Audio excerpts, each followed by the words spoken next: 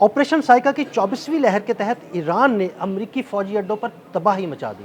उर्दन और बहरीन में अमरीकी एयर बेसिस पर किए गए ताबड़तोड़ हमलों में अमरीका को शदीद नुकसान उठाना पड़ा है। इस बारे में आमिर रज़ा से बात करते हैं। आमिर भाई, 24वीं लहर है ऑपरेशन साइका की, ताज़ा तरीन हमले हैं। इन ताज़ा तरीन हमलों में उर्दन और बहरीन में बड़े खौफनाक हमले किए गए हैं, तबाही मची है।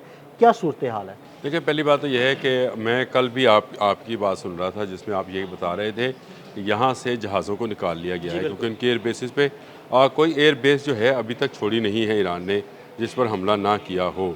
अब इनके बाद बारी आती थी फ़ौजी अड्डों की, और इसके बाद किसकी बारी आनी मैं वो भी आपको बताता हूँ। लेकिन सबसे पहले बात कर लेते हैं उर्दन और बहरीन के फ़ौजी अड्डों की। आपको पता है कि बहरीन इनका सबसे बड़ा फ़ौजी अड्डा है, 5th फ्लीट वहाँ से ऑपरेट किया जी, जी जाता है बिल्कुल। और इनके मरीन्स वहाँ पर रहाइश रखते हैं।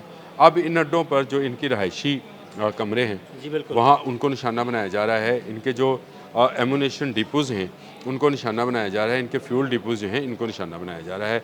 और ये ही रेप्लिका, इन्हीं हमलों का रेप्लिका जो है, वो उर्दन या जॉर्डन बिल्कुल में भी ऐसे ही है। किया जा रहा है। यानी वहाँ पर जो एयर बेसिस हैं, उनको तो तबाह किया गया। F-15 वहाँ पर तबाह हुआ, इनका हैंगर, उनके बेशुमार हैंगर्स वो तबाह हुए जिनमें इनके MQ-9 थे। इनके बेशुमार जो जहाज़ थे वो नकारा और हेलीकॉप्टर तबाह हो चुके हैं। तो अब उनके जो रहायशी कमरे हैं या रहायशी कम्प्लेक्स हैं, उनको निशाना बनाया बिल्कुल, जा अगर रहा है। भाई मैं फौजी यही सऊदियों आपसे में पूछना चाह रहा था कि देखें, पहले जो ईरान की हिकमत अमली थी ना, वो ये थी कि ड्रोन्स को निशाना बनाए, तैयारों को निशाना बनाए। इसके बाद अब उसने थोड़ी-सी अपनी हिकमत अमली तब्दील की है। उसने अब जो रिहायशी कमरे हैं अमरीकी फ़ौजियों के, उनको निशाना बनाना शुरू किया हुआ है। उसके बाद जो उनके वेयर हाउस हैं, उनको निशाना बनाना शुरू किया हुआ है। देखिए, ये बड़ी अच्छी स्ट्रेटजी के साथ इनकी जो प्लानिंग है पासदारान इनकलाब की, मैं ये समझता हूँ कि बड़ी यूनिक और बड़ी ज़बरदस्त है। एक तो पहली बात तो ये है कि इन्होंने इस बात पर कि तबाही ज़्यादा फैलाई जाए, इसकी बजाय इन्होंने जो उनके इंटरसेप्शन सिस्टम्स हैं, उनको अपने सामने बिल्कुल। खोला, ताकि ये क्या हैं, किस रेंज के हैं और कितने हैं। इस पर उन्होंने काम किया और उन्होंने अपने सस्ते तरीन ड्रोन्स और मिसाइल्स जो हैं, उनको इस्तेमाल किया ताकि इनके ज़्यादा से ज़्यादा इंटरसेप्टर्स जो हैं वो चलें और वो इनके इनके जो पीछे डिपोज़ हैं या वहाँ से जो इनका ज़ख़ीरा है मिसाइल्स है, वो ख़त्म होता चला जाए। अच्छा, ये कामयाब हिकमत अमली थी।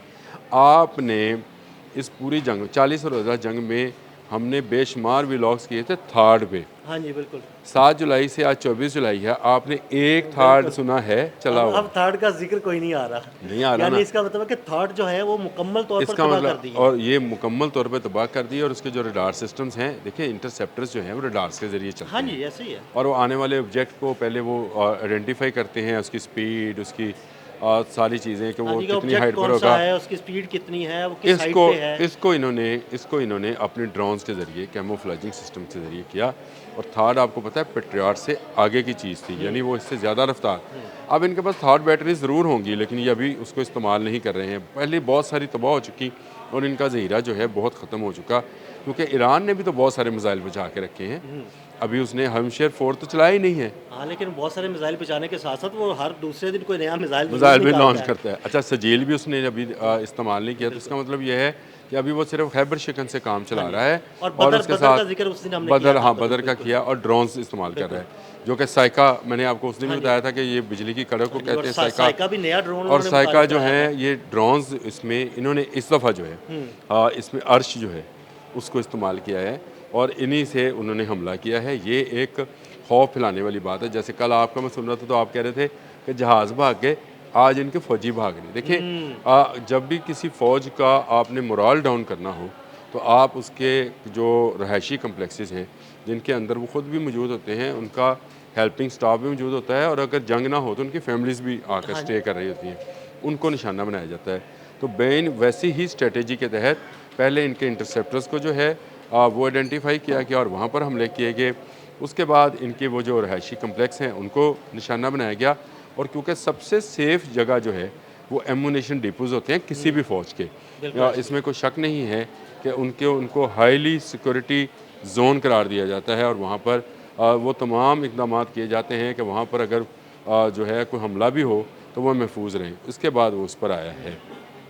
अब उसने बहरीन और उर्दन या जॉर्डन के जो है इन्हीं दो चीज़ों को निशाना बनाया। एक उनके फ़ौजियों के रहायशी कम्प्लेक्सेस।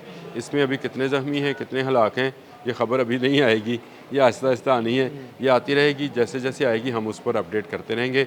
लेकिन उसके बाद उसने उनके एमुनेशन डिपोज़ को बिल्कुल। निशाना बनाया है। और इसके बाद मैंने आपसे कहा था कि मैं तीसरी चीज़ भी आपको बताऊँगा कि आने वाले दिनों में हाँ क्या जी। होने वाला है। आने वाले दिनों में इन्हीं अड्डों के डिसैलिनेशन प्लांट्स और इनके फ्यूल टैंक्स को जो है निशाना बनाया जाएगा, यानी इनके बिजली बंद की जाएगी यानी बिजली और बंद इनका होगी, पानी पानी बंद बंद हो होगा। गया, बिजली और पानी तो बंद हो गया तो जनाब अब ये सब अड्डे जो कुछ बंद हैं हो गया। इसके बाद ये सिविलियन आबादियों में भागेंगे। ये तजर्बा जो है ईरान मुत्तहिदा अरब अमारात में कर चुका है। आपको याद होगा मुत्तहिदा अरब अमारात में जब उसने अपने ड्रोन्स के ज़रिए से फ़ौजी अड्डों के रहायशी कम्प्लेक्स को निशाना बनाया था, तो इन्होंने होटलों में शिफ्ट किए थे फ़ौजी। हाँ जी। और उसके बाद ईरान ने ये इन्होंने एक तनबीह होटल जारी को भी किए थे निशाना बनाया था फिर। कि अगर आप होटलों में शिफ्ट करेंगे तो जहाँ जहाँ दुश्मन भाग कर जाएगा हम उसका पीछा करेंगे। ये बयान आया था। अभी भी ये बाकर कालीबॉफ का कल ही बयान था, अगर आप कहते हैं तो मैं आपको उसका लिंक भी दे देता हूँ, तस्वीर भी, जिसमें उन्होंने कहा था कि अगर हम महफूज नहीं है तो कोई महफूज नहीं बिल्कुल है। ऐसे ही है, ऐसे ही।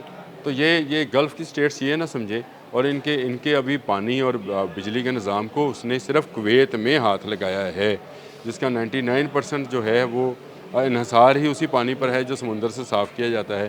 तो ये एक बड़ा चैलेंज होगा, मैं समझता हूँ गल्फ़ की तमाम स्टेट्स के लिए भी और ख़ुद अमेरिका के लिए भी, कि अगर उसके फ़ौजी अड्डों के इन टर्मिनल्स को निशाना बनाया गया या उन जगहों का निशाना बनाया गया जो कि इनको बिजली या पानी फराहम करते हैं, तो ये फिर आप समझे कि ये एक ऐसी मौत की लहर होगी जो आहिस्ता आहिस्ता इन अड्डों को खा जाएगी। और यही ईरान चाहता है कि इनकी आहिस्ता आहिस्ता जो क़ुव्वत है उसको ख़त्म किया जाए और आखिर में उस चीज़ पर हमला किया जाए जिससे इनकी जो रही सही क़ुव्वत है या फ़ौज का मुराल है। लाइफ लाइन ही कट जाएगी ना उनकी। अगर पानी नहीं होगा तो कहाँ जाएंगे, और पानी नहीं होगा तो इसका मतलब ये है कि ये जब मैं ये डिसैलिनेशन प्लांट कहता हूँ तो इसका मतलब ये आरओ प्लांट नहीं है जो घर के बाहर लगा होता है। नहीं, ये एक ये तो बहुत बाकायदा समंदर से पानी लेकर उसको साफ करते हैं और साफ पानी फराहम ये करते एक हैं। बहुत बड़ा प्रोसेस है, बहुत बड़े बड़े टैंक्स हैं, ये एक बहुत बड़ा अड्डा होता है। आप उसको जो मर्ज़ी नाम दे लें, मुझे तो उसके नाम देने भी नहीं, देखिए उसके लिए बहुत बड़े ज़हीरे पानी के बनाए जाते हैं, उसके लिए बड़ा बिजली का बंदोबस्त किया जाता है जो इस पानी में से नमक निकालता है और पानी को साफ़ करता चला जाता है। ये एक बहुत लंबा और तवील और क्या कहते हैं हाईली जो है टेक्निकल पूरा एक सिस्टम है। इस सिस्टम को अगर ब्रेक करता है तो गल्फ़ में कहत साली होगी, मैं आपको बताऊँ।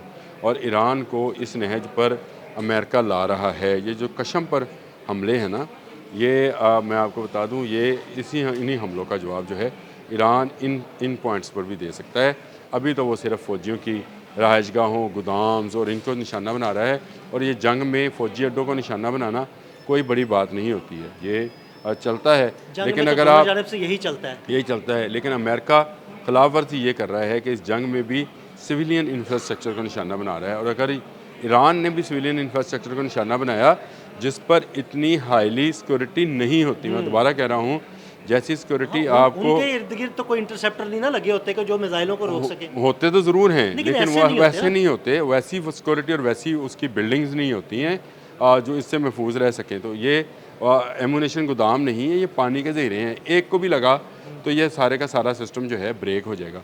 और अगर ये ब्रेक हुआ तो ये एक बड़ा पानी का बहरान जो है जन्म लेगा।